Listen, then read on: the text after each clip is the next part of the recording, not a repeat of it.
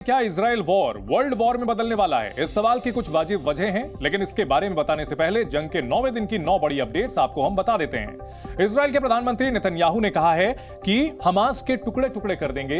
ये उन्होंने साफ कहा। साथ ही कहा कि हमास को तबाह करके ही दम लेंगे। ये इजराइल सरकार का ऑफिशियल स्टैंड है। कुछ देर पहले ही उन्होंने चेतावनी दी है। इजराइल के रक्षा मंत्री ने कहा है कि हमास के खिलाफ घातक युद्ध होगा, बहुत खतरनाक युद्ध होगा। गाजा पर फाइनल एक्शन के लिए यूनिटी गवर्नमेंट के नेताओं के साथ बैठक हुई है। यूनिटी गवर्नमेंट की यह बैठक हुई है और गाजा में दूसरे चरण के हमले के लिए तैयार है इजरायली सेना। यह पूरी तरह से साफ कर दिया गया है। गाजा में 10,000 जवान जो गाजा बॉर्डर पर हैं वो घुसने के लिए तैयार हैं। आदेश आते ही हमला बोल सकते हैं। सैन्य अधिकारियों से कल नेतन्याहू ने मुलाकात की थी और हमले में हमास के टॉप कमांडर को ढेर किया गया है। इस बीच लेबनान की ओर से इजराइल पर एंटी टैंक गाइडेड मिसाइल से हमले किए गए हैं। हिजबुल्लाह ने यह हमले किए हैं, इसकी जिम्मेदारी भी ली है और जाहिर सी बात है कि इजराइल ने पलटवार किया है और लेबनान में जो हिजबुल्लाह के ठिकाने हैं उनको भी ढेर कर दिया गया है। और इन सबके बीच तस्वीरें सामने आ रही हैं। आप तस्वीरें देख सकते हैं। इजराइल के ये वो मारक टैंक हैं जो कि गाजा बॉर्डर पर तैनात हैं और किसी भी पल ये कूच कर सकते हैं। गाजा में जो हमास के ठिकाने हैं उनको कुचलने के लिए ये पूरी तरह से तैयार हैं।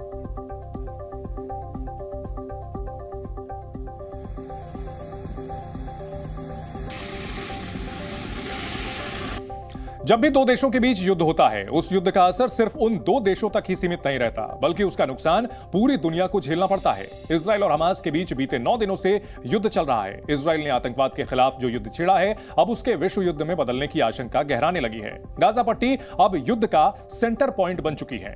इजराइल और हमास के बीच युद्ध का 9वां दिन है। अब तक हवाई हमला हो रहा था, अब जमीनी हमले की बारी है। इजराइल हमास के जंग में ईरान पूरी तरह से हमास के साथ है। आरोप तो यहां तक है कि ईरान ने ही हमास के आतंकी हमले की पूरी प्लानिंग की थी और अब ईरान ने युद्ध में कूदने के संकेत दिए।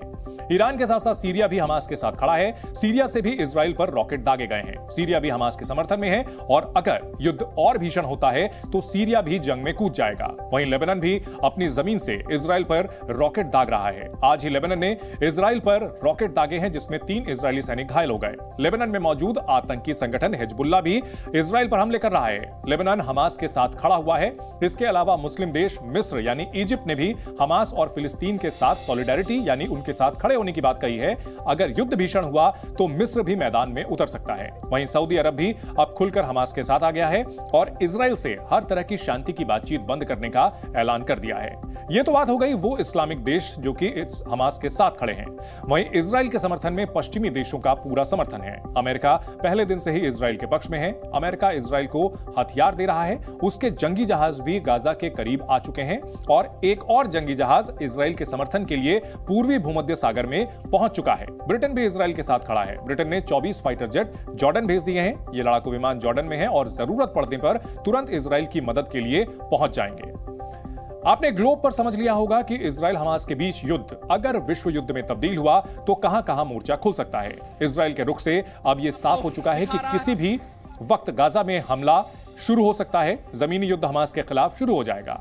दक्षिणी गाजा पट्टी खाली करने की उत्तरी गाजा पट्टी खाली करने की डेडलाइन खत्म हो गई है। ऐसे में अब किसी भी वक्त युद्ध और भी खतरनाक रूप ले सकता है। इजराइल के खिलाफ ईरान अब उसके पड़ोसी देशों को भड़काने की कोशिश में लगा है। ईरान के विदेश मंत्री ने लेबनान में मौजूद आतंकी संगठन हिजबुल्लाह के मुखिया से मुलाकात की, जिसके बाद अगले दिन ही लेबनान की ओर से इजराइल पर रॉकेट हमले शुरू हो गए। लेबनान ने इजराइल के शुटुला शहर में एंटी टैंक गाइडेड मिसाइल और मोर्टार से हमला किया। इस हमले में 3 इजरायली सैनिक घायल हो गए, जबकि 1 नागरिक की जान चली गई। इजराइल ने इस हमले के लिए हिजबुल्लाह को जिम्मेदार ठहराया है और जवाब में इजराइल ने लेबनान के उन ठिकानों पर एयर स्ट्राइक की जहां से रॉकेट हमला हुआ था। इजराइल ने उस पोस्ट को भी तबाह कर दिया, लेकिन लेबनान में डटा आतंकी संगठन हिजबुल्लाह आगे भी हमला जारी रखेगा। इसलिए इजराइल ने भी जवाबी कार्रवाई की तैयारी कर ली है। इजराइल ने उत्तरी बॉर्डर पर लेबनान से लगने वाली सीमा पर सैनिकों और टैंकों की तैनाती कर दी है ताकि लेबनान वहां हिजबुल्लाह किसी तरह की कोई गुस्ताखी ना कर सके। अगर लेबनान सीमा से हमला हो तो इजराइल तुरंत जवाबी कार्रवाई कर दे, इसके लिए पूरी तैयारी कर ली गई है। इस युद्ध को विश्व युद्ध में बदलने की कोशिशों में ईरान लगा हुआ है। इजराइल के साथ साथ अमेरिका के दुश्मन ईरान की कोशिश है कि इजराइल हमास की जंग में पूरी दुनिया कूद जाए और युद्ध विश्व युद्ध में बदल जाए। ईरान के उन 5 वजहों के बारे में आपको बताते हैं, जिससे पता चलेगा कि ईरान कैसे युद्ध की आग को और भड़काने की कोशिश कर रहा है। ईरान पर आरोप है कि उसने ही हमास को आतंकी हमले के लिए मदद दी है। प्लानिंग बनाने में भी ईरान का ही हाथ है, लेकिन ईरान इन आरोपों से इनकार कर रहा है।